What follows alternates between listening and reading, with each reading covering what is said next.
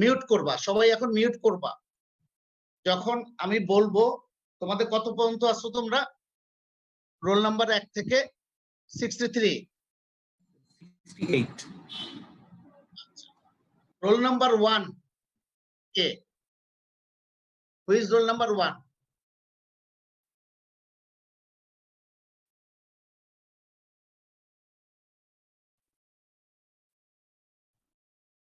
নাম কি তোমার? রোল নাম্বার 1 কে আছো?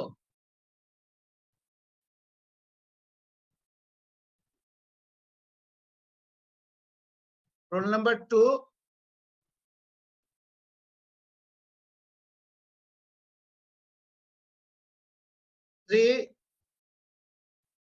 নাম কথা বলো, কে কে আছো তোমরা? প্রথমে 1 থেকে 10 পর্যন্ত কে কে আছো?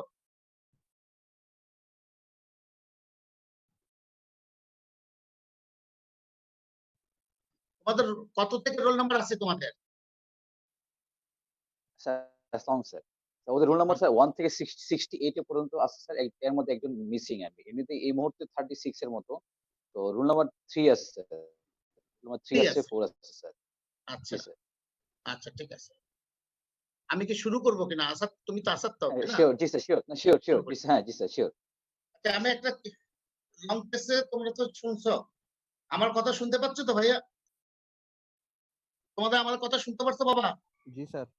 আচ্ছা, সবাই এখন মিউট করে ফেলো। আমরা একটা লং কেস যখন শুরু হয়, লং কেসে সাধারণত 30 to 35 মিনিটস তোমরা পাবা। কেস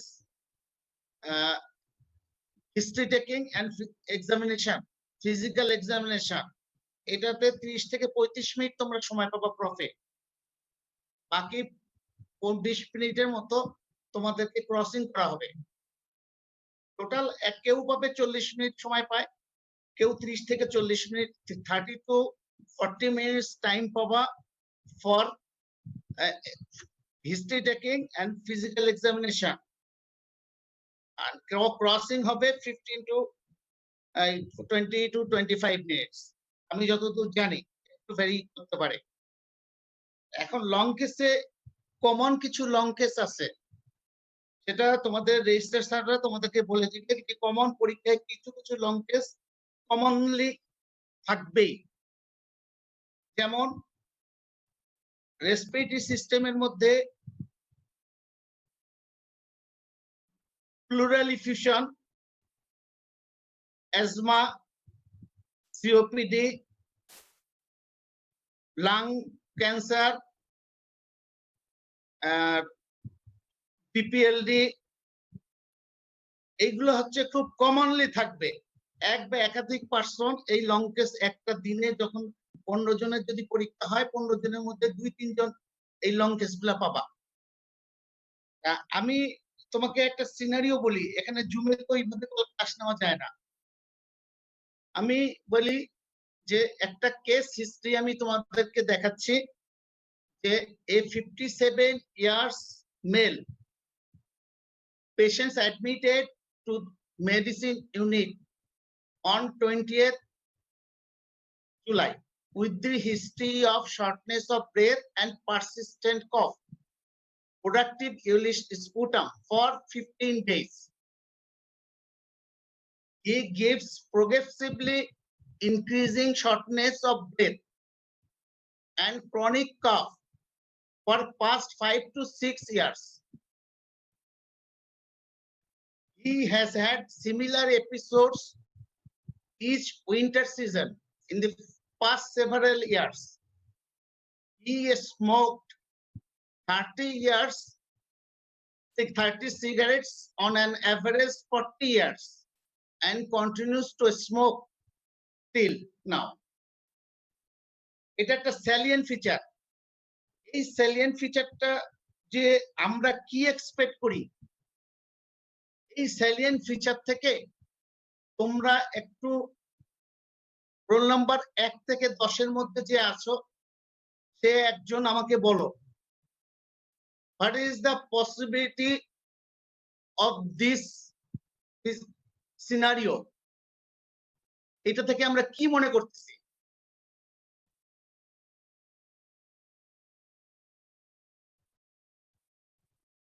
পারবা না কেউ বলতে বাবা?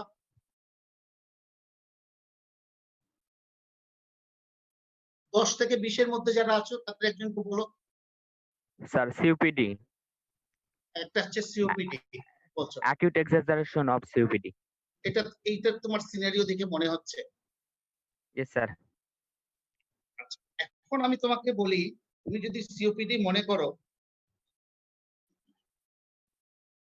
এই পেশেন্টের এই পেশেন্ট এরকম যদি একটা কেস প্রেজেন্টেশন আসে এবং স্যালিয়েন্ট ফিচার যদি এরকম হয়, এই পেশেন্টের প্রেজেন্টিং কমপ্লেন কি হতে পারে? হোয়াট আর দ্য, হ্যাঁ বলো, একজন বলো। Sir, presenting complaint হতে পারে cough, wheeziness, breathlessness. Sir, long history থাকবে। Then sir, এবং progressive increasing shortness একটা history আমি বলছি যে হিস্ট্রি অফ প্রেজেন্ট ইলনেস না, chief complaint. What would be the chief complaint of this patient? shortness of breath নিয়ে আসতে পারে এবং chronic cough নিয়ে আসতে পারে স্যার। এই পেশেন্টটার কি হবে? আরে না, এখানে একটা সিনারিও আমি দিয়ে দিয়েছি তো বাবা। এই সিনারিও থেকে তুমি কি মনে করো এই সিনারিওতে একটা প্রেজেন্টেশন কি হবে? Chief complaint. স্যার ফিভার নিয়ে আসতে পারে স্যার। বলুক, আচ্ছা সেকেন্ড মেয়েটা বলুক, বলো। ফিভার নিয়ে আসতে পারে। না, আমি সেটা বলি না বাবা, বুঝতে পারছো না আমার কথাটা। আমি বলতেছি যে এই যে সিনারিও দিলাম, এই সিনারিও থেকে কি কি চিফ কমপ্লেন এই পেশেন্টের হতে পারে? ফিভার নিয়ে আসতে পারো সেটা, কিন্তু এখানে আমি কোনো ফিভারের কথা বলেছি? বলছি কিনা বলি নাই? shortness of breath for হ্যাঁ, 15 15 days. Shortness of breath 15 days. Number 1. Number 2, with productive sputum for 15 days. productive sputum for 15 days. Number 3, আর কিছু আছে? Symptom to sir every day sir.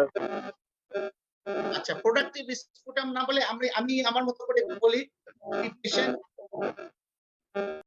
presented with the history of increased breathlessness বা increased shortness of breath, increase কথাটা বলতে হবে, for last 15 days.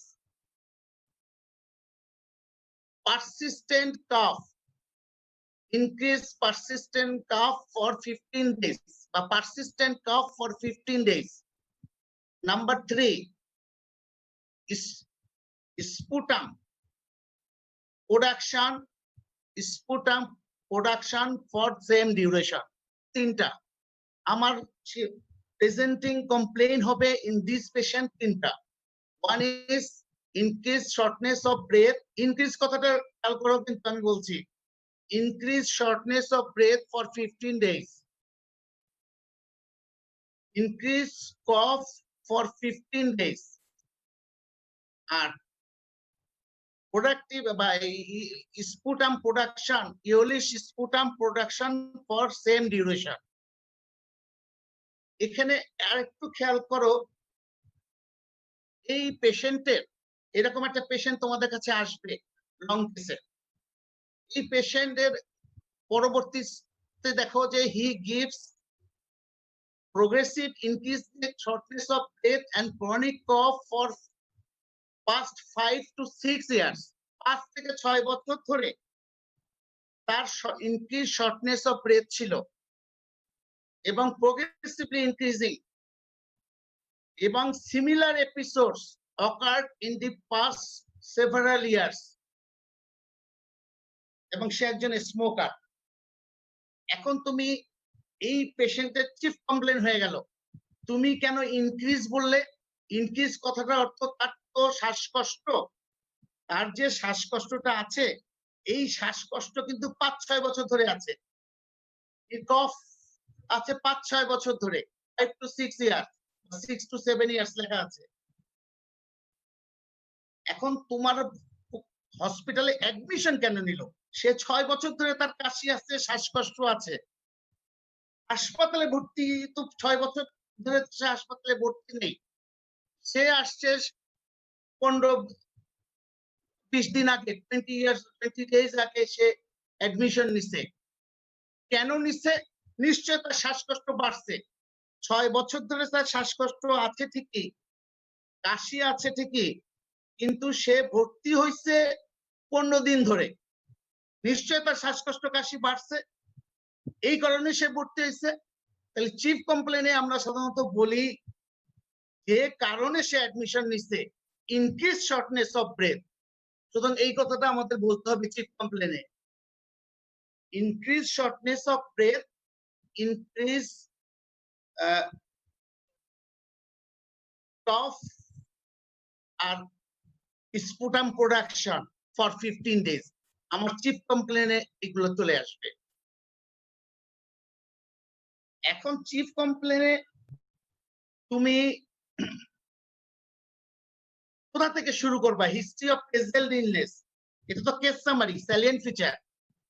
আমি total হিস্ট্রিটা কিন্তু বলি নাই। ধরো চিফ কমপ্লেনের পরে আমাদের পরে কি আসবে? আমাদের হিস্ট্রি অফ প্রেজেন্ট ইলনেস আমাদেরকে বলতে হবে স্যারদের কাছে। The history of present illness in this patient, how will you start? কখন তুমি শুরু থেকে শুরু করবা? সে কি এই যে 15 দিন ধরে তার কাশি শ্বাসকষ্ট আছে, এখান থেকে হিস্ট্রি অফ প্রেজেন্ট ইলনেস শুরু করবা, নাকি শুরু করবা 6 বছর ধরে তার কাশি শ্বাসকষ্ট আছে সেখান থেকে হিস্ট্রি অফ প্রেজেন্ট ইলনেস শুরু করবা?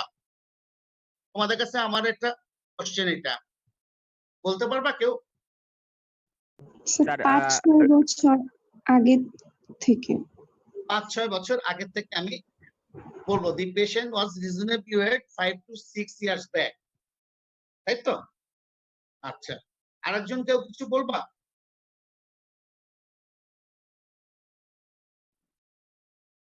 আরো কোনো মত? স্যার, আরো বলো। না স্যার, এটা ঠিক আছে। Well about in persistent cough production well for the 5 days. তুমি বলছো কতদিন হিস্ট্রি স্যার প্রেজেন্ট 15 শুরু days, করবা কোন 15 জায়গা days থেকে? হিস্ট্রি করবো স্যার। reasonable well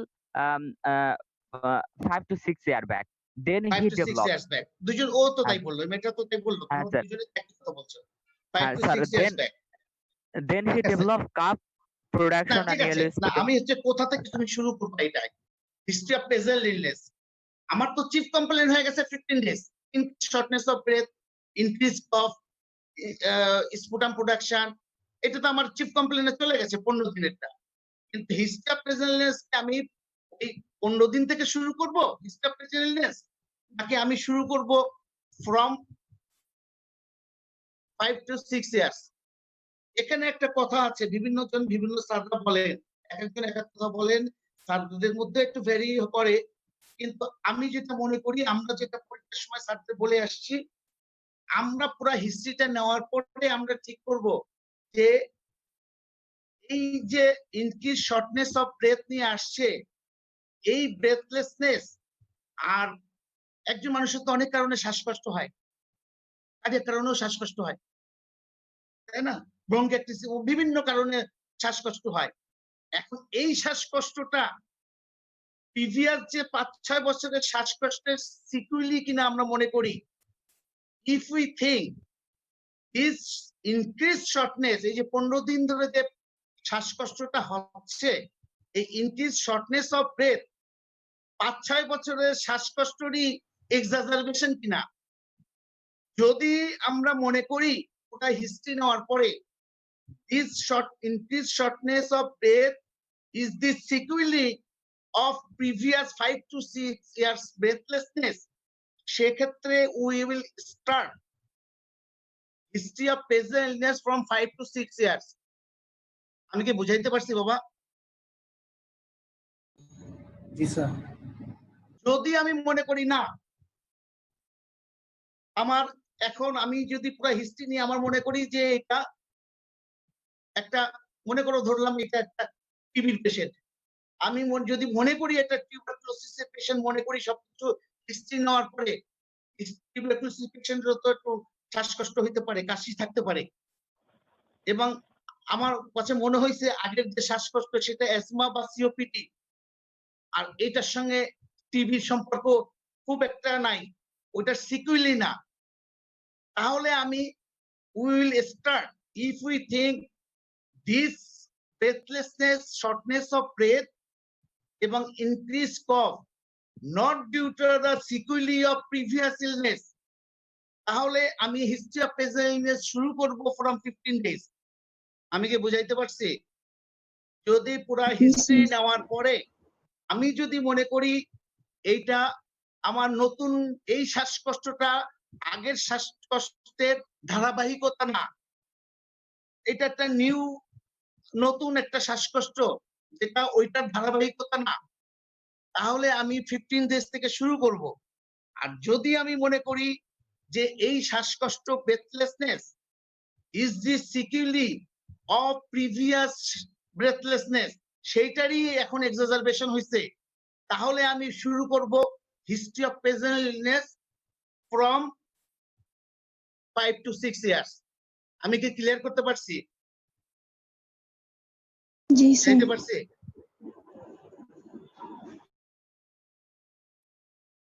কথা বলো একজন। জি স্যার, এই বুঝতে পারছি। সিনারিও থেকে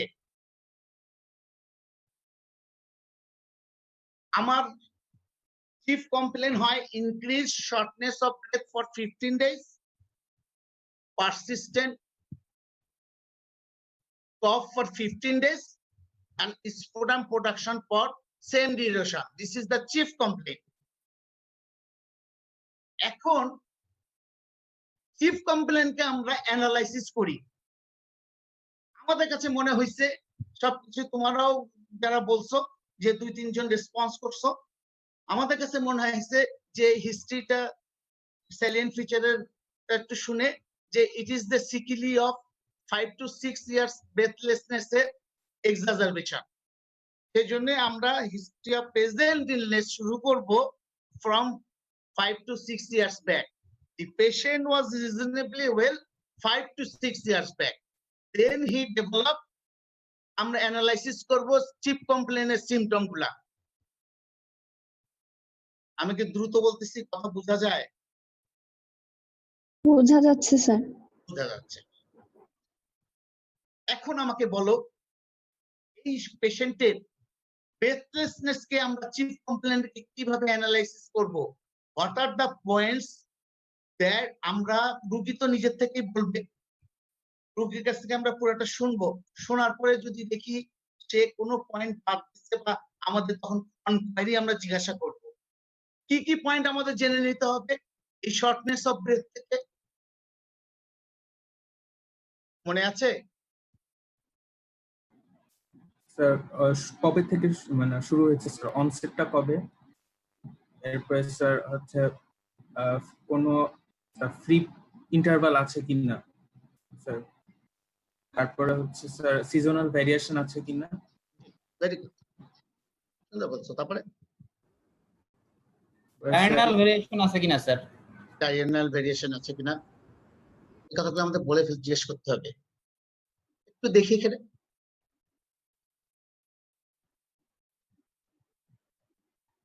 ব্রেথলেসনেস কি কি জিনিস দেখি। ডিউরেশন, আপনার কতদিন ধরে শ্বাসকষ্ট? আমি তো বোধহয় থার্ড ইয়ারে এই ক্লাসটা পড়াইছি না? সবাইকে পড়াইছি। আপনার কতদিন ধরে আপনার শ্বাসকষ্ট? ঠিক আছে। তারপরে হচ্ছে মোড অফ অ্যানসেট, শ্বাসকষ্টটা কি হঠাৎ করে শুরু হয়েছে না আস্তে আস্তে শুরু হয়েছে প্রোগ্রেসিভলি? তারপর হচ্ছে না, একটা হচ্ছে অ্যাকুট কিনা, হঠাৎ করে শুরু হয়েছে কিনা, নাকি এটাকে আস্তে আস্তে ডেভেলপ করছে। তারপরে এটা ইন্টারমিডিয়েট, পারসিস্টেন্ট না progressively increasing nature. Diagonal variation আছে কিনা, সিজনাল ভেরিয়েশন আছে কিনা, বডি পোস্চারেশনে কোনো রিলেশন আছে কিনা, অ্যাগ্রাভেটিং রিলিভিং ফ্যাক্টর আছে কিনা, এই কথাগুলো আমাদের হিস্ট্রি অফ প্রেজেন্টনেসকে সুন্দর করে বলতে হবে। আমি একটু বলি, শোনো, তোমরা এই জিনিসগুলোকে গুছাই ফেলবা, কারণ এই লং কেস গুলা তোমাদের আসবে, একটা ফরম্যাট বানাই ফেলবা। আমি কিন্তু পরীক্ষার জন্য বলতেছি, জাস্ট পরীক্ষার জন্য তোমরা কিছু লং টেস্টের ফরম্যাট তৈরি করে ফেলবা, যে আমি এই লং টেস্ট আসলে এই কোশ্চেন গুলো আমার করতে হবে, এই সিমটম নিয়ে আসলে সাথে সাথে এই কোশ্চেন গুলো আমার করে ফেলতে হবে। যে the patient presented with shortness of breath for 5 to 6 years, which increases in last 15 days. It is chronic in nature, persistently progressive. It is increased in the late night. There is no seasonal variation. It increases on supine position and not aggravated by any factor. এইভাবে আমার সবগুলা কথা বলতে হবে, কিন্তু বুঝাইতে পারছি? এই পয়েন্টগুলো টাচ করে আমাদের হিস্ট্রি অফ প্রেজেন্ট ইলনেস সাজায় ফেলতে হবে একটা সিমটমে। এরপরের সিমটমটা কি ছিল আমার? বলো। Cough. কফ। এই কফের আমাদের আবার এক্সপ্লেইন করতে হবে। কফের জন্য কি কি সিমটম আছে আমাদের অ্যানালাইসিস করতে হবে। How long the cough present? Number 2, is it intermittent or persistent? Is there any seasonal variation? Is there any diurnal variation? কেন আমরা রিলিভিং বা অ্যাগ্রাভেটিং ফ্যাক্টরকে আমাদের জানতে হবে। এই পেশেন্টটার ক্ষেত্রে এই যে সিনারিও দিয়ে দিছিলাম, এই পেশেন্টের ক্ষেত্রে আমি বলবো কি, the patient presented with increased cough for 15 days and it starts 5 to 6 years back. It is intermittent and later became persistent. There is no seasonal variation. It increases on early morning. There is no aggravating or relieving factor. আমার কফ symptom analysis করা হয়ে গেল, আমি কিন্তু history of present ইলনেসের পুরো এই কথাটা আমার ফর্মেট বলে দিতে হবে। আমার কথা হচ্ছে তুমি যত সুন্দর করে হিস্ট্রি অফ প্রেজেন্ট ইলনেসটা বলবা, স্যার যদি তোমার ইন্টারাকশন করে, তোমার প্রশ্ন বেড়ে যাবে। তোমাকে যদি মাঝপথে থেমে যায়, সন্তুষ্ট না হয়, তখন স্যার ওই মাঝে প্রশ্ন করা শুরু করবে। যত বেশি প্রশ্ন করবা, স্যারের কাছ থেকে প্রশ্ন আসবে, আমাদের তত বেশি আমাদের সমস্যা। আমি ছাত্র ছিলাম, সুতরাং আমরা সুন্দর করে যদি আমরা কেউ বলে ফেলি, আমরা হিস্ট্রি অফ এই পুরো হিস্ট্রিটা খুব সুন্দর ফ্লুয়েন্টলি আমরা বলি, স্যারদের কোশ্চেন করার টাইম কম হলেই আমাদের আটকাতে পারবার সম্ভাবনা কম। স্যারদের সুযোগ দেওয়া যাবে না, টিচারদের এক্সামিনারকে সুন্দর করে এই জন্য টেস্ট প্রেজেন্ট করতে হবে।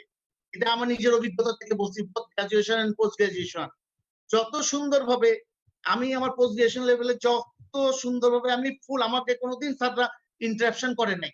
আমি এইভাবে সবসময় প্রস্তুতি নিয়ে যেতাম, আমাকে ইন্টারাকশন করেনি, স্যাররা সময় পাইতো কম কোশ্চেন কোয়ারি করার, কারণ একটা টাইম লিমিট আছে। তো বেশি টাইম লিমিট, বেশি কোশ্চেন করলে তো আমি আটকে যাবো, বুঝতে পারছো? সুতরাং সুন্দর করে আমার হিস্ট্রি অফ প্রেজেন্ট ইলনেসটা বলতে হবে। কারো কোনো কোশ্চেন আছে? বলো। এই পর্যন্ত যেটুকু বলা হলো, কেউ কোনো কোশ্চেন আছে কিনা আমাকে একটু বলতে পারো। স্যার এখানে অ্যাগ্রাভেটিং ফ্যাক্টরে কি স্মোকিং রাখা যায় না? যাবে, আমি তো এখানে বলি নাই, বলবা। স্মোকিং অ্যাগ্রাভেটিং ফ্যাক্টর বলতে পারো, এখানে বলবো যদি স্মোকিং ওখানে লেখা আছে, উইন্টার সিজন লেখা আছে বোধহয়, সুতরাং winter aggravated in winter season আছে না লেখা? জি স্যার। হ্যাঁ, তাহলে আমাদের বলতে হবে, আমি এটা বলতে ভুলে গেছি। তো বলতেছি যে তুমি যদি উইন্টার সিজন থাকে, তাহলে it is aggravated in winter season, সেই কথাটা বলতে হবে। তো it is aggravated in excessive smoking, কিন্তু বেশি কয়েকদিন বেশি স্মোক করলে তখন তার কাশি বেড়ে যায়, এটা তো আমরা দেখি। আর কিছু বলবা কেউ? আচ্ছা, এরপরে আসি আমি। এরপরে হচ্ছে স্পুটাম। থার্ড সিমটম কি ছিল এই পেশেন্টের? Sputum. What are the points that you ask in case of sputum? Sputum আর কাশি কফ কিন্তু দুইটা ডিফারেন্ট জিনিস, অনেকেই ঝামেলাটা করে ফেলো। আমি সবসময় বলি স্পুটাম একটা separate symptom of respiratory system and cough একটা সেপারেট সিস্টেম, দুইটা সিমটমস ডিফারেন্ট। সুতরাং আমাদের বলতে হবে স্পুটাম অ্যানালাইসিস করতে হবে এই পেশেন্টের। স্পুটাম অ্যানালাইসিসে কি কি জিনিস আমরা করি, এক নম্বর হচ্ছে ডিউরেশন, কতদিন ধরে তার কাশি, এই কতদিন ধরে তার স্পুটাম প্রোডাকশন হয়, অ্যামাউন্টটা কত, কালারটা কেমন, তার স্মেলটা কেমন, এই জিনিসগুলো আমাদের বলতে হয়। যদি কোনো পেশেন্টের মনে করে এই পেশেন্টের স্পুটাম প্রোডাকশন হচ্ছে কি ইয়েলোইশ কালার, তাই না, তাহলে আমার এই পেশেন্টের ডিউরেশনটা হচ্ছে স্পুটাম একটা COPD, if it is a case, আমি জানি না এই পেশেন্টের সিওপিডি কিনা, যদি সিওপিডি আমার ডায়াগনোসিস হয় তাহলে সিওপিডি পেশেন্টের কিন্তু কম বেশি স্পুটাম প্রোডাকশন থাকে। যখন সে এক্সাজারবেশন হয় স্পুটাম প্রোডাকশনটা বেড়ে যায় এবং কালার চেঞ্জ হয়। সুতরাং আমাদের এই ক্ষেত্রে আমাদের বলতে হবে দি patient presented with sputum production for 5 mucoid sputum production for 5 to 6 years. আমাদের হিস্ট্রি নিয়ে বলবো, আমি আন্দাজে বলবো না, যদি হিস্ট্রিতে তা থাকে। and it is increased in last 15 days. It amounts to, আমার বলতে হবে কত পরিমাণ, 1 teacup full per day। আমরা বলবো যে আমাদের সারা দিনে কতটুকু হয়, it amounts to 1 teacup full per day. Color is yellowish, it is not foul smell। তাহলে স্পুটামের আমার অ্যানালাইসিস কিভাবে করতে হবে এই পেশেন্টের। The patient presented with mucoid sputum production for 5 to 6 years in the last it amounts to 1 teacup full per day. It is yellowish color in last 15 days, purulent or mucopurulent for 15 days. It is not foul smell. আমার sputum analysis শেষ। বুঝতে পারছো বাবা? বুঝা যায় জি কথা sir. বলার তো? আচ্ছা, জি স্যার।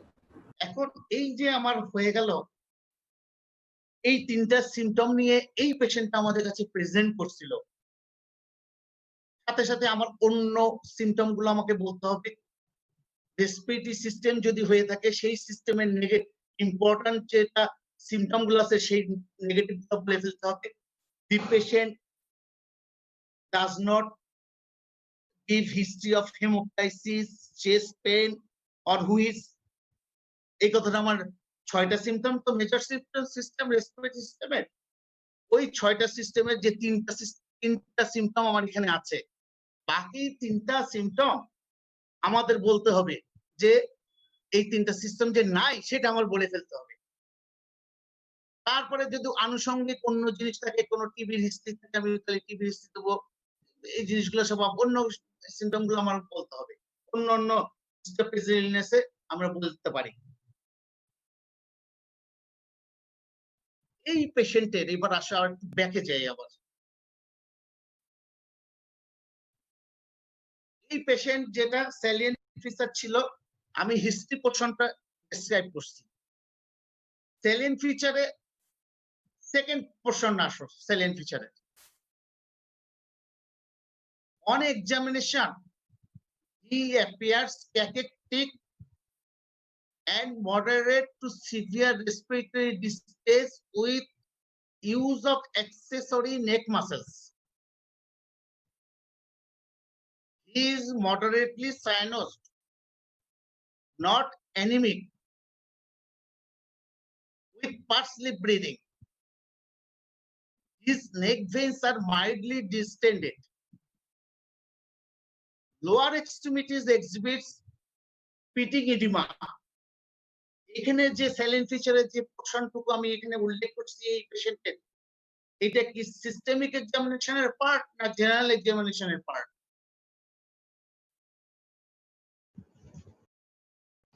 জেনারেল এক্সামিনেশনের জেনারেল এক্সামিনেশনের পার্ট। জেনারেশনে তাহলে আমাকে একজন বলো, আরেকজন বলো, রোল নাম্বার 35 জি এখন স্যার। বলো, তুমি বলো 35 তুমি? জি জি স্যার।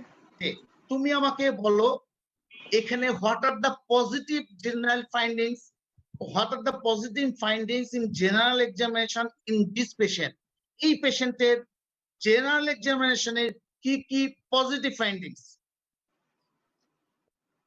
স্যার এখানে হচ্ছে পেশেন্ট ক্যাকেকটিক, তারপরে হচ্ছে sir use of accessory neck muscle, আর স্যার পেশেন্ট ইজ সায়ানোস্ট, তারপরে হচ্ছে sir anaemic, sir oedema present. Neck veins? জি স্যার। Neck veins? নেক জি ভেন্স স্যার। বলতে কি জি জেবিপি? জি স্যার। জি স্যার, জেবিপি রেস্ট স্যার। হ্যাঁ ওইটা রাইট। ফাইন, কত সময় পাস করে যাওয়া মনে হচ্ছে শীঘ্রই। বুঝছো, সুন্দর বলছো তোমরা, এইভাবে বললেই তো হবে। আমার এই পয়েন্টগুলো আমার জেনারেল এক্সামিনেশনের পার্ট, পজিটিভ ফাইন্ডিংস। অনেক সময় জিজ্ঞাসা করে স্যাররা মাঝখানে থাকো, স্টপ করায় দিয়ে জেনারেল যখন তুমি বলতে থাকো, অনেক সময় স্যাররা পুরোটা শুনে, অনেক সময় বলে যে না তুমি জেনারেল এক্সামিনেশনের তুমি শুধু পজিটিভ ফাইন্ডিংস গুলো বলো। তখন এইভাবে তোমার বলতে হবে, তোমার কিন্তু ঠিক করে ফেলতে হবে যে এই পেশেন্টে এই যে তুমি যখন হিস্ট্রিটা করে ফেলবো, বসে থাকবা, হিস্ট্রি কমপ্লিট করে তুমি ঠিক করবা যে স্যার আমাকে এই প্রশ্ন করলে আমার এগুলো করতে হবে। আমি যদি এই পেশেন্টের পজিটিভ ফাইন্ডিংস কি কি আছে যদি এরকম জিজ্ঞাসা করে, আমি সাথে সাথে এই পয়েন্টগুলো বলে ফেলতে পারি। এটা একটা মেন্টাল প্রিপারেশন লাগে। যে কোনো একটা আগের থেকে মানসিক প্রস্তুতি না দিলে পরীক্ষা সুন্দর হবে না।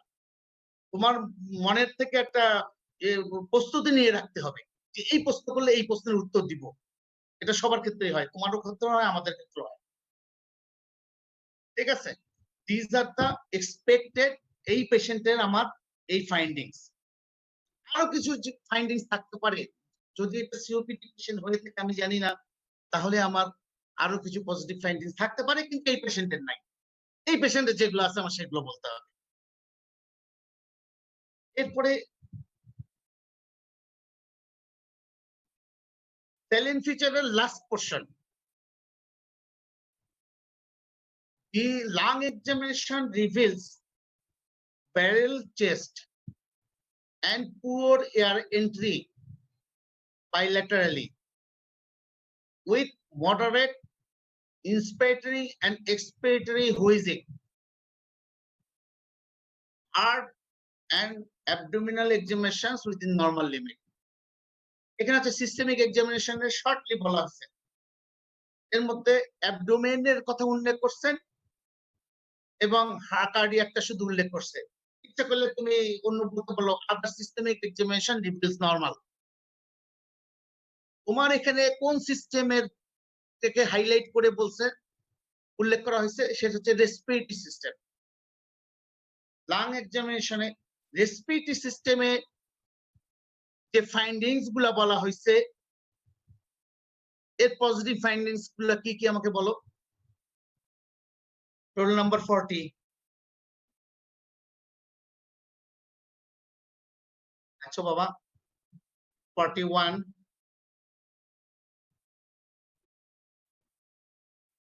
যদি কেউ থেকেও থাকো, না বলার না পারলে বলবা না, অসুবিধা নাই। 43। জি, আসসালামু আলাইকুম স্যার। বলো নাই? আচ্ছা ঠিক আছে, তাহলে তুমি বলো, যে সালাম দিলে তুমি বলো এই পেশেন্টের কি কি পয়েন্ট গুলো বলা হয়েছে রেসপিরেটরি সিস্টেমের এক্সামিনেশনে। স্যার রেসপিরেটরি সিস্টেমের এক্সামিনেশনে হচ্ছে স্যার চেস্টের শেপ হচ্ছে ব্যারেল শেপ চেস্ট, দেন হচ্ছে স্যার হচ্ছে রেসপিরেটরি সিস্টেমে হচ্ছে স্যার উইজিংটা হচ্ছে স্যার ব্রেথ, মানে এটার সাউন্ড হিসেবে উইজিং ছিল। আর হচ্ছে স্যার এই দুটোই স্যার পজিটিভ ফাইন্ডিংস। এখানে বলা হয়েছে আচ্ছা যখন কেউ কথা বলবে সবাই মিউট করে ফেলবা, যে কথা বলবে সে আনমিউট করে কথা বলবে, না হলে একটা সাউন্ড শোনা যায় না, বুঝছো? আচ্ছা এখানে বলা হয়েছে যে ব্যারেল শেপের চেস্ট, পুয়ার এয়ার এন্ট্রি বা ব্যারেল শেপের চেস্ট, এটা কি এটা পার্ট অফ ইন্সপেকশন? ব্যারেল শেপের চেস্ট এটা হচ্ছে ইন্সপেকশনের পার্ট। জি স্যার। আচ্ছা পুয়ার এয়ার এন্ট্রি বাইলেটারালি, এটা হচ্ছে পুয়ার এয়ার এন্ট্রি বাইলেটারালি, এটা হচ্ছে চেস্ট এক্সপেনশন রিডিউসড স্যার, এটা ওটা poor air entry chest expansion reduce, এটা দিয়েও বলতে পারো, ঠিক আছে? বা ডিমিনিশ ব্রেথ সাউন্ড, যেটা হ্যাঁ এটা হচ্ছে ইন্সপেকশনের পার্ট। চেস্ট এক্সপেনশন রিডিউসড এটাই বুঝাইছে, আর ব্যারেল শেপের চেস্ট বলছে এই পেশেন্টের। আচ্ছা তারপরে হচ্ছে মডারেট ইন্সপিরেটরি এন্ড এক্সপিরেটরি হুইজ, এটা হচ্ছে অসকালটেশনের পার্ট, ওনারা হাইলাইট করছে। কিন্তু পরীক্ষার সময় আমার পুরো রেসপিরেটরি সিস্টেমে যদি রোগী থাকে আমার পুরো এক্সামিনেশন করতে হবে। এক্সামিনেশনে আমরা কি কি পয়েন্টস আছে ইন কেস অফ, প্রথমে হচ্ছে size and shape of the chest, movement of the chest, আবার রিক্যাপিচুলেট করে ফেলো। Visible apical impulse present or not, respiratory rate, এগুলো হচ্ছে ইন্সপেকশনের পার্ট। প্যালপেশনের পার্ট হচ্ছে trachea, position of the trachea, location, apex pit location, chest expansion, chest expansibility, vocal fremitus. These are parts of palpation. Percussion note, key component from the front of the chest, percussion note component হচ্ছে percussion, mid clavicular, mid axillary line, both mid axillary capillary line, both mid percussion note, both mid clavicular and mid axillary line, আর upper border of river dullness, সেটাও আমার একটা পারকাশনে বলতে হবে। অসকালটেশনের part, breadth sound কেমন সেটা আমাদের বলতে হবে, কোনো অ্যাডেড সাউন্ড আছে কিনা, আর হচ্ছে ভোকাল ফ্রেমিটাস। এই আমার এক্সামিনেশনে ফুল এক্সামিনেশন আমাদের বলতে হবে। এখন আমাকে বলো ব্যারেল শেপের চেস্ট বলতে কি বোঝায়? তুমি কিভাবে বলবা ব্যারেল শেপের চেস্ট? স্যার ট্রান্সভার্স ডায়ামিটারের চেয়ে হচ্ছে অ্যান্টেরিয়র পোস্টেরিয়র ডায়ামিটারটা স্যার হচ্ছে বেশি থাকবে, মানে কত রেশিও আছে? সরি স্যার এটা পারবো না। করে ফেলবা, কেউ পারবা? কেউ? 5:7, যখন 5:7 এর থেকে বেশি হয়ে যাবে রেশিওটা, তখন আমরা বলবো ব্যারেল শেপের। বুঝাইতে পারছি কিভাবে ব্যারেল শেপের মাপতে হয়? একটা বোর্ড দিতে হয়, পেশেন্টকে লাইন পজিশনে যদি থাকে, পেশেন্টের নিচে একটা বোর্ড, তোমাদের যে কাছে একটা বোর্ড দিবা, উপরে একটা বোর্ড দিবা, তারপরে মাপবা দিস ইজ আমার এন্ট্রোপোস্টিরিয়র ডায়ামিটার, আর দুই পাশে দুইটা বোর্ড দিবা পেশেন্টের দুই পাশে, মানে একটা রাইট সাইডে একটা লেফট সাইডে দুটো বোর্ড রাখবা, সেটার ডিসটেন্স তুমি মেজার করবা, তাহলে এটা হচ্ছে ট্রান্সভার্স ডায়ামিটার। তাহলে ট্রান্সভার্স ডায়ামিটার এন্ট্রোপোস্টেরিয়র ডায়ামিটারের রেশিও এটা হচ্ছে 5:7 হবে। যদি এর থেকে বেশি হয়ে যায় তখন ব্যারেল শেপের। খুব ইজি, কিন্তু বলা আছে, একটু পড়ে দিবা।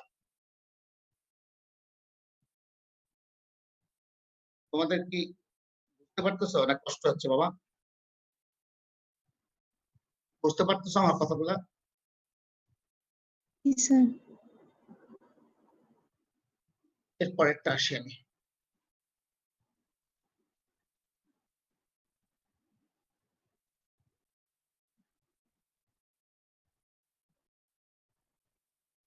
তোমার ডায়াগনোসিস কি এই পেশেন্টের? What is the provisional diagnosis and what are the differential diagnosis? বলো একজন। লং কেসে সাধারণত প্রভিশনাল ডায়াগনোসিস বলতে হবে। শর্ট কেসে ইউজুয়ালি ইউ মে বলতে পারো যে I have some differential diagnosis, সরাসরি বলে দিলা। শর্ট কেসে তুমি ইচ্ছা করলে বলতে পারো যে আমার স্যার, বলার পরে স্যার বললো what is your impression, short কেসে জিজ্ঞেস করবে, তখন তুমি বলবা যে sir I have some differential diagnosis. তখন তুমি সরাসরি একটা ডিফারেন্সিয়াল ডায়াগনোসিস বলে দিলে। এটাকে তুমি বেশি যেটাকে বেশি ক্লোজ টু ডায়াগনোসিস সেটাকে আগে বলবা। আর লং কেসে তোমাকে একটা প্রভিশনাল ডায়াগনোসিস বলতে হবে। Usually undergraduate level, post graduation লেভেলেও অনেক সময় প্রভিশনাল ডায়াগনোসিস ডিডি বলা যায়, কিন্তু গ্রাজুয়েশন লেভেলে অবশ্যই তোমাদের একটা প্রভিশনাল ডায়াগনোসিস বলবা, আর বাকিগুলা থাকবে differential diagnosis. What would be provisional diagnosis of this patient? একজন বলো বাবা। Sir, acute exaggeration of chronic obstructive pulmonary disease. COPD বলে ফেলো, অসুবিধা কি? বলো, অসুবিধা নাই। তুমি সিওপিডি বলতে পারো, ক্রনিক অবস্ট্রাকটিভ পালমোনারি ডিজিজ বলতে পারো, এটা কোনো কথা তো নিশ্চিত নাই। সিওপিডি টার্মটা খুব এটা খুব ওয়েল অ্যাকসেপ্টেড। তোমরা অনেক সময় ডিএক্স টিএক্স লেখো না, এগুলো অ্যাকসেপ্টেড না পরীক্ষার খাতায়। আরএক্স আরএক্স হয়, ডিএক্স টেক্স এগুলো কোথাও বলবা না, কিন্তু এটা সিওপিডি, এটা ওয়েল অ্যাকসেপ্টেড সিওপিডি। তুমি ইচ্ছা করলে সিওপিডি বলতে পারো অথবা ক্রনিক অবস্ট্রাকটিভ পালমোনারি ডিজিজ বলতে পারো, ঠিক আছে? Now the question is what are the differential diagnosis of this patient? এই পেশেন্টের আমার ডিফারেন্সিয়াল ডায়াগনোসিস কি কি হতে পারে? এনিওয়ান?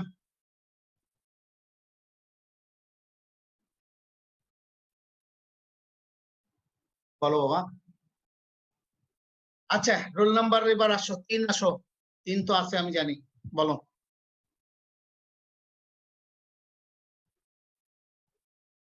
আনমিউট করো। 3 আছে না বললো? নাই। রোল নাম্বার 1 আছো? নাই কেন? নাই নাকি? নাকি আমি শুনতে পাচ্ছি আছে না নাই? ওটা নাই। 1 থেকে 10-এর মধ্যে কে কে আছো? একদিন বলো। Any one of first 10 roll, প্রথম 10 রোল নাম্বারের মধ্যে একদিন বলো। Sir acute exacerbation of bronchial asthma হতে পারে, আর একটা হচ্ছে ব্রোঙ্কিয়াল কার্সিনোমাও হতে পারে। Bronchial carcinoma. আমার পয়েন্টস ইন ফেভার বলতে হবে কিন্তু পরে আমি জিজ্ঞেস করব। এই দুইটা তুমি রাখলা, তাই না? আর কেউ কিছু বলবা? 10 থেকে 20 রোল নাম্বার এনিওয়ান একজন বলো এর মধ্যে থেকে।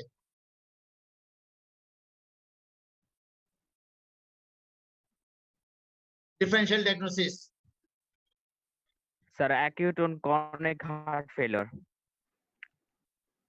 হার্ট ফেলিওর একজন বললে, ব্রঙ্কিয়াল কার্সিনোমা একজন বললেন হার্ট ফেলিওর। আর কেউ কিছু বলবা? এনি ওপেন, এখন ওপেন করে দিলাম। স্যার ডিপিএলডি।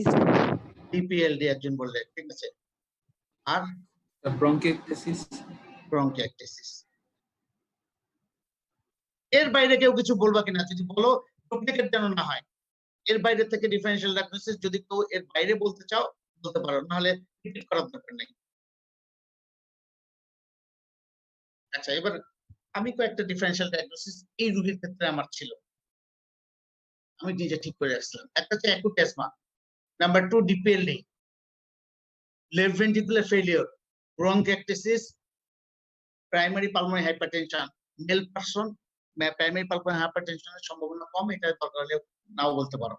মেল পারসনের প্রাইমারি পালমোনারি হাইপারটেনশন ইউজুয়ালি কম হয়, ফিমেলে বেশি হয়।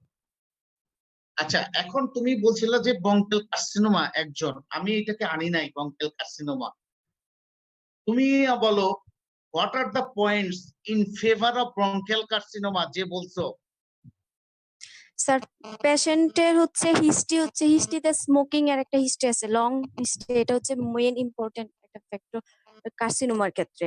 তারপর হচ্ছে পেশেন্টের ব্রেথলেসনেস ছিল, কার্সিনোমাতে ব্রেথলেসনেস হইতে পারে। তারপরে পেশেন্টের কাফিং এর একটা হিস্ট্রি আছে, এগুলো। জি। আর পেশেন্টের এজ একটা ইম্পর্টেন্ট ফ্যাক্টর। জি। তাহলে তুমি 6 বছর ধরে কার্সিনোমা বলতেছো। আচ্ছা, ঠিক আছে, রাখো, ডিসকারেজ করি না কাউকে, এটা রাখো, তুমি পিছনের দিকে একটা বলতে পারো, পরের দিকে একটা ডিফারেনশিয়াল ডায়াগনোসিস বলতে পারো, বুঝছো?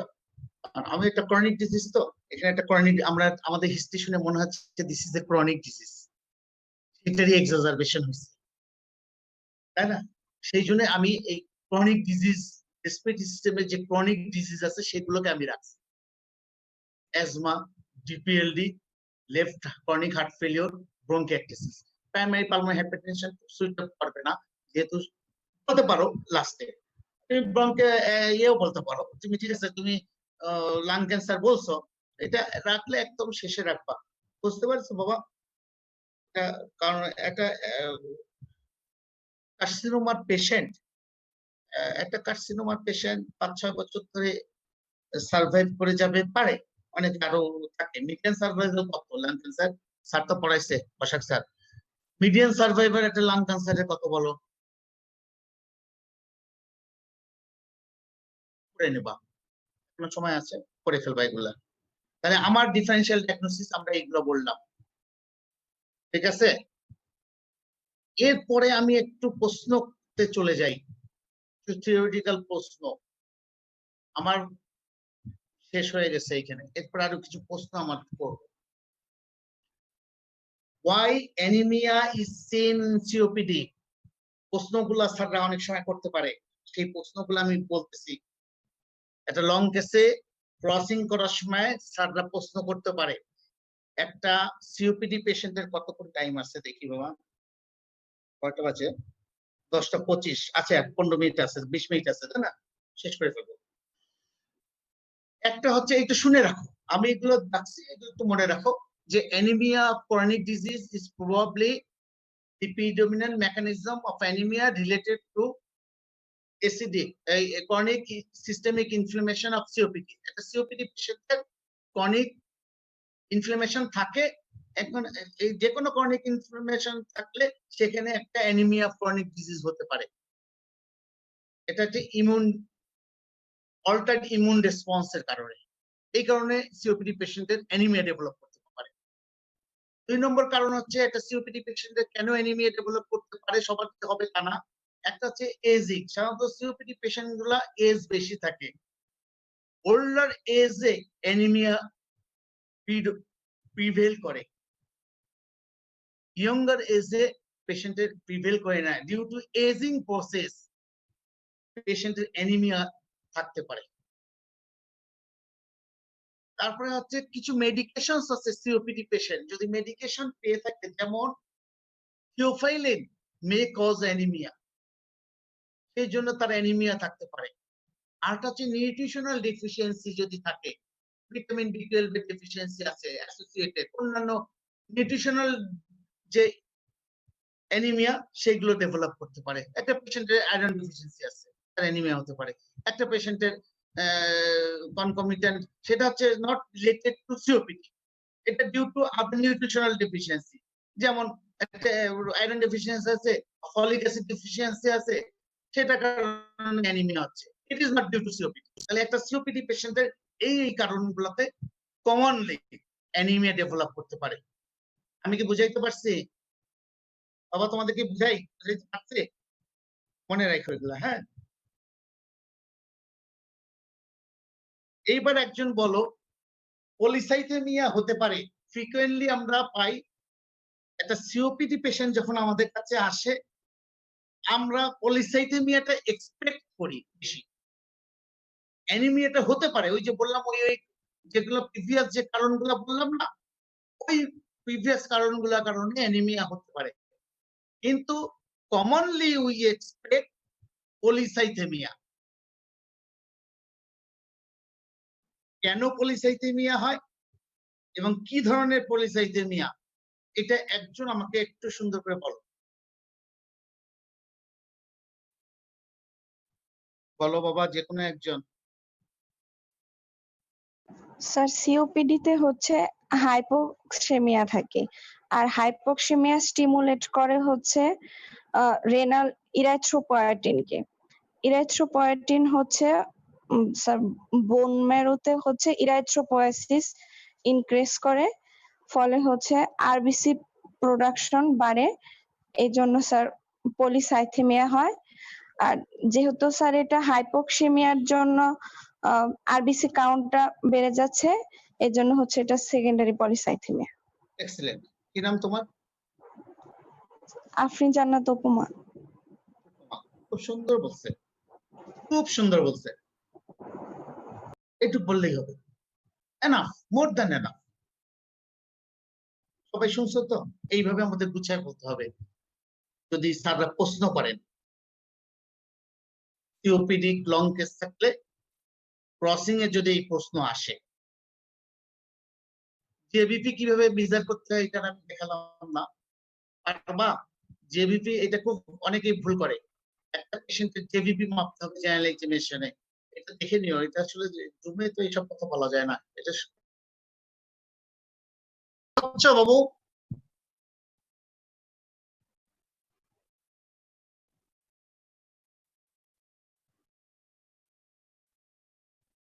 আমাকে শোনা যাচ্ছে? জি স্যার, শোনা যাচ্ছে।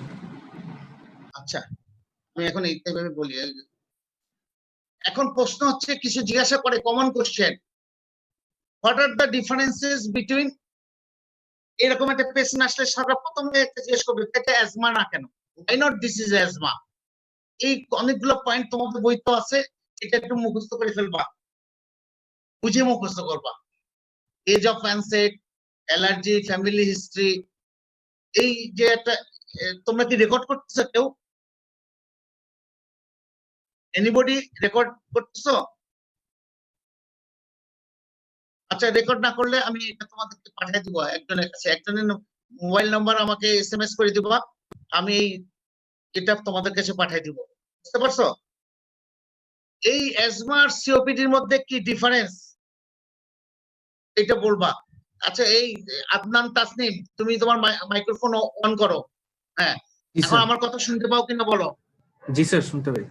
বাস, এটা আমি এখন বন্ধ করো। তাহলে অ্যাজমা পেশেন্টের smoking history, family history, cardinal feature, এই সবটা মুখস্থ করে ফেলবা।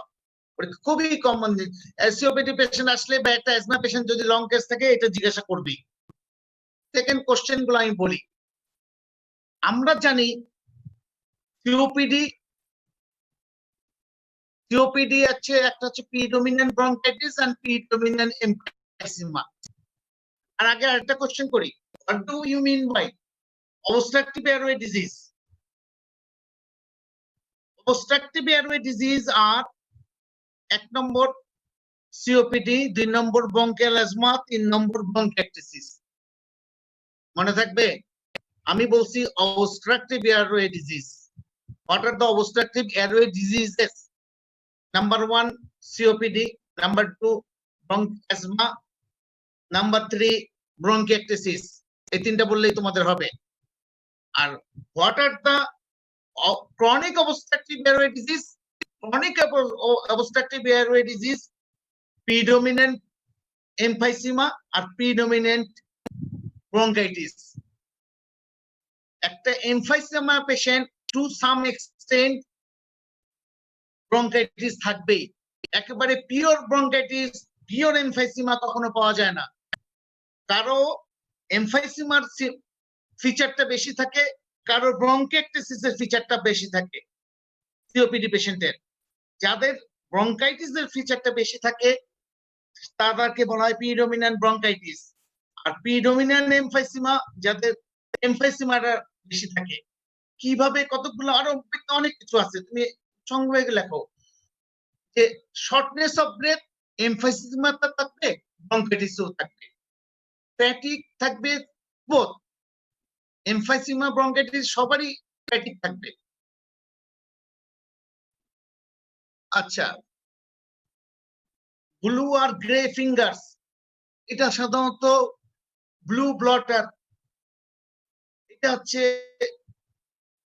এমফাইসিমাতে বেশি থাকবে। ফিভার সাধারণত ব্রঙ্কাইটিসে থাকবে। কফ প্রিডোমিনেন্ট হয় ইন কেস অফ ব্রঙ্কাইটিস। আর শর্টনেস অফ ব্রেথ দুই জায়গায় থাকে শর্টনেস অফ ব্রেথ প্রিডোমিনেন্টলি কিন্তু এমফাইসিমাটা বেশি হয়। কতগুলো জিনিস আমি একটু বুঝাই বলি যে এমফাইসিমা আর ব্রঙ্কাইটিস দুই এন্ডে আসছে ইন সিওপিডি। সাধারণত একটা ফিচার একটাতে ওভারল্যাপ করে। যখন এমফাইসিমাটা ওভারল্যাপ করে বেশি থাকে প্রিডোমিনেন্ট থাকে তখন এটা প্রিডোমিনেন্ট এমফাইসিমা বলি, আর যখন ব্রঙ্কাইটিসের ফিচারটা বেশি থাকে তখন সেটাকে প্রিডোমিনেন্ট বলি ব্রঙ্কাইটিস। সিওপিডি পেশেন্টের কাশিটা শুরু হয়, সিওপিডি পেশেন্টের ব্রঙ্কাইটিসের পেশেন্ট আর্লি সিমটম হয়। আর্লি সিমটম কিন্তু সিওপিডিতে কাশি নিয়ে প্রেজেন্ট করে একটা সিওপিডি পেশেন্ট, আর এমফাইসিমা পেশেন্ট প্রিডোমিনেন্ট যারা তারা কিন্তু কাশি নিয়ে প্রথমে প্রেজেন্ট করে না। তাদের 5-6 বছর ধরে আগে শ্বাসকষ্ট হয়, পরে তার কাশি ডেভেলপ করে। আর এমফাইসিমা আর ব্রঙ্কাইটিসের পেশেন্ট আগে কাশি থাকে, বলে যে আমার 5-6 বছর বা 10 বছর ধরে কাশি ছিল, 4-5 বছর ধরে আমার শ্বাসকষ্ট শুরু হয়েছে। ব্রঙ্কাইটিসের পেশেন্ট এইভাবে বলে। আর এমফাইসিমা পেশেন্ট ঠিক উল্টা বলে যে আমার আগে শ্বাসকষ্ট হয়েছে, কাশি তো আমার এই গত 3-4 বছর বা 3 বছর ধরে হচ্ছে, আর 7 বছর ধরে আমার শ্বাসকষ্ট আপনি আর হয়রানি যেত, ডিকটেশনারিটিস নিয়ে থাকতো। এখন কাদের ফ্যাটাল কাদের বেশি হয়, কর্পোনালি কাদের ডেভেলপ করে বেশি? কর্পোনালি আর্লিয়ার ডেভেলপ করে ক্রনিক ব্রঙ্কাইটিসের পেশেন্টে, আর সিওপিডি পেশেন্টে কর্পোনালি এটা ডেভেলপ করে একটা লেট স্টেজে। কিন্তু যখন লেট স্টেজে ডেভেলপ করে, once develop emphysema in COPD patient, emphysema যখন একটা এমফাইসিমা পেশেন্টের লেগ ইডিমা বা কর্পোনালি ডেভেলপ করে, it is fatal. But chronic ব্রঙ্কাইটিসের পেশেন্ট আর্লিয়ার ডেভেলপ করে লেগ ইডিমা বা কর্পোনালি, কিন্তু it is usually not fatal. এই পা ফুলে ওষুধ খায় ভালো হয়ে যায়, বাড়ি যায়, এইভাবে আসা যাওয়া হয়। কিন্তু এমফাইসিমা পেশেন্টের দেরিতে কর্পোনালি ডেভেলপ করে, কিন্তু যখন ডেভেলপ করে ইট ইজ ইউজুয়ালি রিফ্র্যাক্টরি, এটা সাধারণত আর ব্যাক করে না। এই পাফলা, এই যে কর্পোনালি, এই জিনিসগুলা এগুলো ইমপ্রুভ হয় না, এবং অনেক সময় এই প্রথম দুইটা একটাকেই পরে রোগী কিছুদিন পরে রোগী এক্সপায়ার করে। এই জিনিসগুলো একটু মনে রাখো আর কি, কেস যখন ম্যানেজ করবা, শুধু পরীক্ষা না, তখন একটু মনে রাখতে হবে এগুলা। আচ্ছা, এখানে ইয়ে আছে, ডায়াগনোসিস করব কিভাবে? একটা সাইন সিমটম, আরটা হচ্ছে সিওপিডি পেশেন্টের কিভাবে ডায়াগনোসিস করব, একটা সাইন আর সিমটম কি সেটা, আরটা হচ্ছে এক্সপোজার টু রিস্ক ফ্যাক্টর, আর কনফার্ম করব বাই স্পাইরোমেট্রি। মনে থাকবে?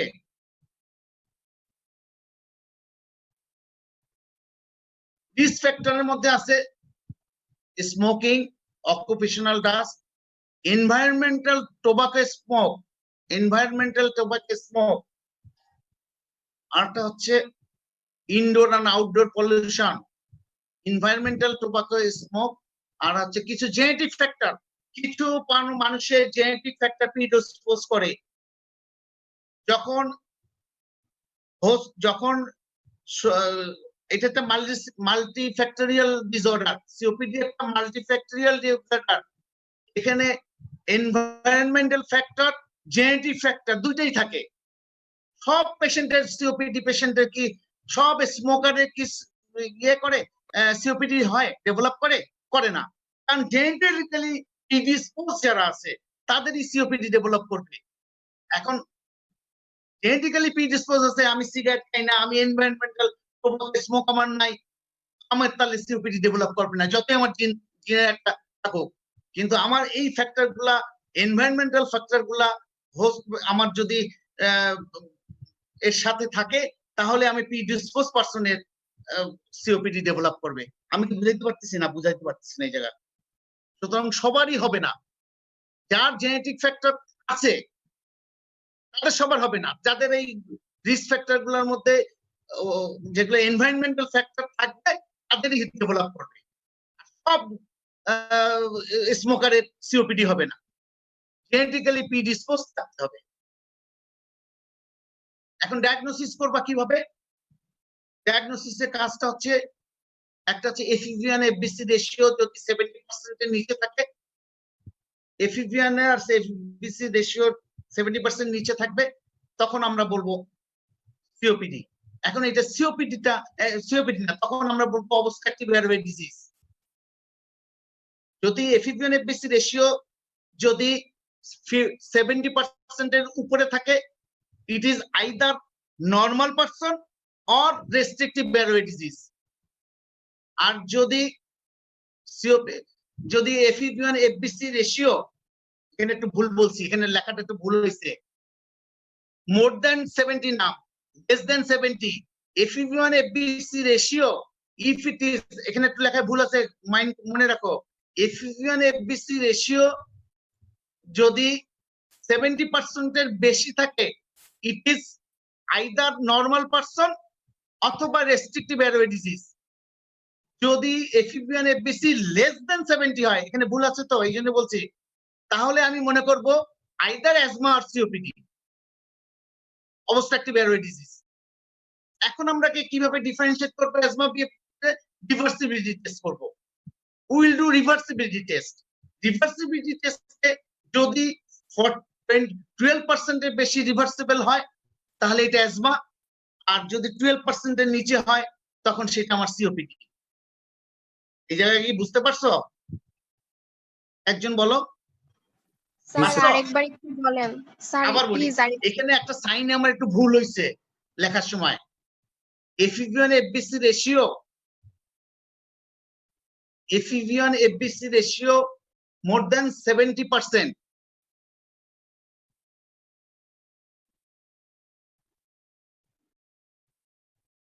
প্রথমে আমরা একটা পেশেন্টের এফিভিয়ান এফবিসি রেশিও দেখব। যদি দেখি এফিভিয়ান এফবিসি রেশিও 70% এর বেশি, তাহলে আমাদের কমেন্ট কি হবে? কমেন্ট হবে এটা আইদার নর্মাল পারসন অথবা তার এটা একটা রেস্ট্রিকটিভ এয়ারওয়ে ডিজিজ। যদি দেখি যে না এফিভিয়ান এফবিসি রেশিও লেস দেন 70%, তাহলে সেটা হবে অবস্ট্রাকটিভ এয়ারওয়ে ডিজিজ। এখানে বুঝতে পারছো? প্রথমে আমরা একটা পেশেন্টের তো এসপাইমেট্রি করব, করার পরে আমরা এফিভিয়ান মেজার করব। আমার একটা ডিসি আমার আসবে, দুইটা ভ্যালু আসবে, একটা হচ্ছে এসপাইমেট্রি করার পরে আমার একটা এফিভিয়ান একটা ভ্যালু আসবে, আর একটা এফডিসি একটা ভ্যালু আসবে। আমি এটার অনুপাত করব, অনুপাত করে দেখব এই রেশিওটা 70% এর উপরে গেছে না 70% এর নিচে আছে। যদি রেশিওটা আমি দেখি যে 70% এর বেশি আছে, আমার কমেন্ট হবে এটা একটা নরমাল পারসনের 70% এর বেশি থাকবে। একটা নরমাল পারসনের এফিভি1 আর এফবিসি রেশিও বা 70% এর উপরে থাকবে। রেস্ট্রিক্টিভ এয়ারওয়ে ডিজিজ যেমন আইএলডি, সেক্ষেত্রেও এফিভি1 এফবিসি রেশিও 70% এর বেশি থাকবে। কিন্তু যদি পেশেন্টের এফিভি1 এফবিসি রেশিও লেস দ্যান 70% হয়, তাহলে আমি বলবো this is a case of obstructive airway disease. আমি কি বুঝাইতে পারছি এবার যে কথা বলছিলাম? বুঝছো?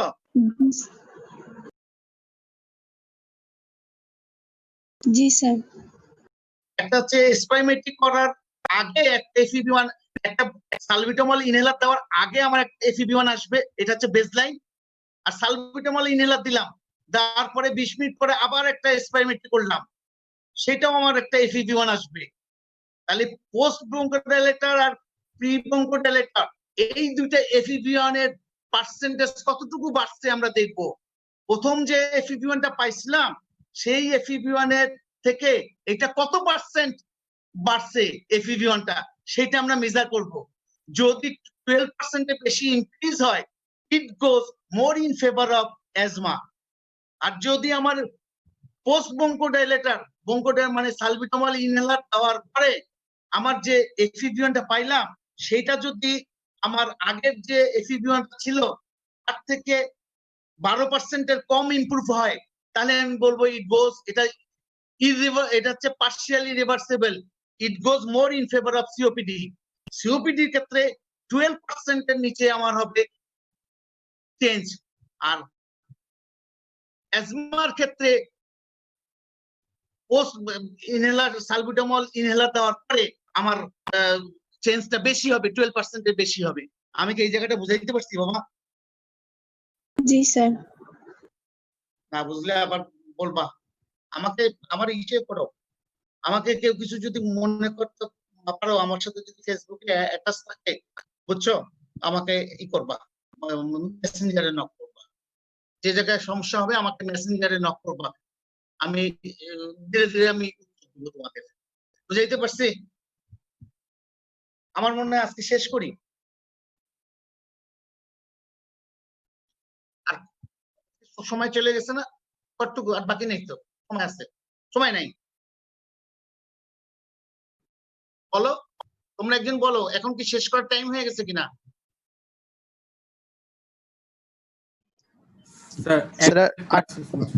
বলো, কোশ্চেন থাকলে বলো, একজন বলো যার যে কোশ্চেন আছে। স্যার এই আপনি যে স্যার সিনারিওটা দেখালেন স্যার, ওখানে যে স্যার ইডিমা ছিল, মানে কর পালমোনারি ফিচার গুলো ছিল স্যার, মানে ওইটা স্যার ইডিমা আছে, ঠিক জি আছে। স্যার। এটা তাহলে সিওপিডি, এটা যদি হয় তুমি তাহলে কর পালমোনারি বলবা, COPD acute examination COPD with cor pulmonary বলবা, কোনো সমস্যা নাই। এখন একটা জিনিস আমি বলি, a COPD patient without cor pulmonary may present with leg oedema. কারণ কি? এটা হচ্ছে হাইপোক্সিয়ার কারণে, রেনিন এনজিওটেনসিন সিস্টেম এগুলো এই করার পরে দেখে নিও। তাহলে আমরা অবশ্য অত বেশি, একটা সিওপিডি পেশেন্টের কর পালমোনারি থাকলেও এডিমা থাকতে পারে, আর সিওপিডি পেশেন্টের without cor pulmonary leg oedema থাকতে পারে। আমরা যদি বলি আমাদের COPD acute examination COPD with cor pulmonary, এটাই বলা উচিত। তোমাদের গ্রাজুয়েশন লেভেলে বেশি ঝামেলা করার দরকার নেই। এরকম যে লেগ এডিমা যদি থাকে তুমি এখানে বলবা, বলবা তুমি ঠিকই বলছো, আমি এগ্রি করি তোমার সাথে। এই ক্ষেত্রে আমার ডায়াগনোসিস হবে this is a case of acutization of COPD with cor pulmonary, তাই বলবা, যেহেতু লেগ এডিমা আছে। ঠিক আছে, ভালো বলছো। আর কিছু বলবা কেউ?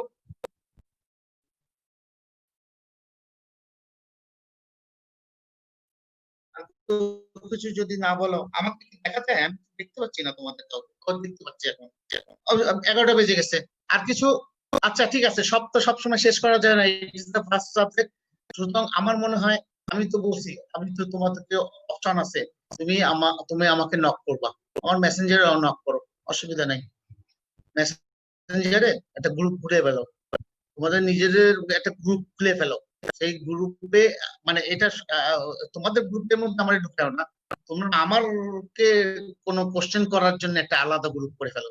সেই গ্রুপে যদি তোমার কোনো কোশ্চেন থাকে, তোমরা নিজেরাও অনেক সময় ডিসকাস করতে পারবা। আমি মাঝে মাঝে আমি সময় দেবো, একটা নির্দিষ্ট সময় রাত্রের বেলা আমি যখন ফ্রি থাকি, তখন আমি তোমাদের কোশ্চেন গুলার অ্যান্সার দিব। ওকে, ভালো থাকো তাহলে, এখানে শেষ করি নাকি? Good bye. আচ্ছা, শেষ করবো। আসসালামু আলাইকুম।